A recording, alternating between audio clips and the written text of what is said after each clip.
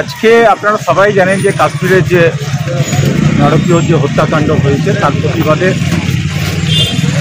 এবং যারা মারা গেছেন তাদের আত্মার শান্তি কামনায় আমাদের এই মৌন মিছিল। যখন যখন ভারতবর্ষে এরকম ঘটনা ঘটেছে সব গোটা ভারতবর্ষের মানুষ এক হয়ে সবাই শান্তি এবং সম্প্রীতির কামনা করেছে, সেটাই আমরা আজকে করছি। আর যাতে এরকম ঘটনা না ঘটে, ভারতবর্ষের জমি যাতে কেউ ব্যবহার করতে না পারে এবং যারা দোষী তাদের দৃষ্টান্তমূলক শাস্তি আমরা দাবি করছি। এটাই হচ্ছে আজকে আমাদের মূল দাবি।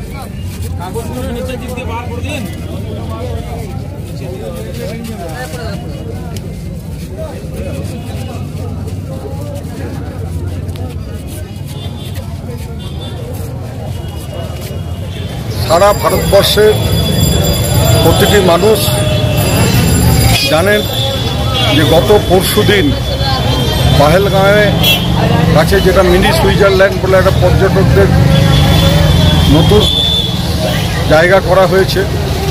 সেখানে সারা ভারতবর্ষের মানুষ এবং বিদেশি কিছু মানুষ ঘুরতে গেছিল। হঠাৎ জঙ্গি আক্রমণে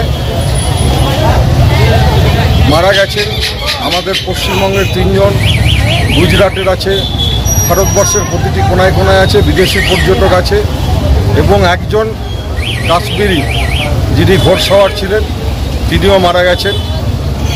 তার এই যে প্রতিবাদ, আমরা এই সন্ত্রাসবাদ দমন হোক, তাড়াতাড়ি যাতে কেন্দ্রীয় সরকার আমাদের যে সীমান্তগুলোতে এত প্রহরী আছে, এত রক্ষা আছে, কিন্তু আমরা নিরাপদ নয়, তাই তাদের আত্মার শান্তিতে এবং আগামী দিন যাতে ভারতবর্ষের শান্তি ফিরে আসে, বিশ্বে শান্তি ফিরে আসে, তার দাবিতে আমরা একটি মৌন মিছিল করলাম এবং তাদের আত্মার শান্তি কামনা করি, তাদের পরিবারের প্রতি আমরা সমবেদনা জানাই। সাঁইথিয়া শহর তৃণমূল যুব কংগ্রেসের পক্ষে এবং সাধারণ মানুষ এতে অনেকে অংশগ্রহণ করেছেন, পথচলতি মানুষ, প্রত্যেককেই আমরা আমাদের কৃতজ্ঞতা, শ্রদ্ধা, ভালোবাসা জানাই এবং যাতে বিশ্ব শান্তি হয়, কেন্দ্রীয় সরকারের কাছে আমাদের এটাই আবেদন যেন তাড়াতাড়ি বিশ্ব শান্তি, ভারতবর্ষ শান্তি ফিরে আসে, কাশ্মীরে আবার যেন শান্তি ফিরে আসে, মানুষ যেন ভ্রমণ পিপাসী মানুষরা কাশ্মীর ভ্রমণ করতে পারে। প্রধানমন্ত্রী আজকে বলেছে পাকিস্তানকে কড়া জবাব দেওয়া হবে, কি বলবেন এই বিষয়টাকে? কড়া জবাব দেওয়া হবে তো আগেও শুনেছিলাম পুলওয়ামার কাণ্ডের পরে, তারপরেও আমরা কোনো দিশা পাইনি যে সেভাবে জবাব যদি দেওয়া হতো আমার মনে হয় না এই ঘটনাটা ঘটত। কংগ্রেস সরকারও মনমোহন সিংকে সবাই দুর্বল প্রধানমন্ত্রী বলতো, সেই আমলেও কিন্তু কাশ্মীরকে ঠান্ডা রেখেছিলেন, যে পাকিস্তানকে ঠান্ডা রেখেছিলেন, যাতে কাশ্মীরে গিয়ে মানুষ খুব ভালোভাবে আমরা ঘুরে আসতে পেরেছি। তাই আমরা এই প্রতিশ্রুতি চাই না, আমরা দেখতে চাই যে খুব তাড়াতাড়ি শীঘ্রই যেন এর জবাব দিতে পারে ভারত সরকার, তবেই আমরা সেদিন আত্মার শান্তি পাবে, তাদের আত্মা, তাদের পরিবারের শান্তি পাবে, আমরাও সকলে ভারতবাসীরা খুব খুশি হব।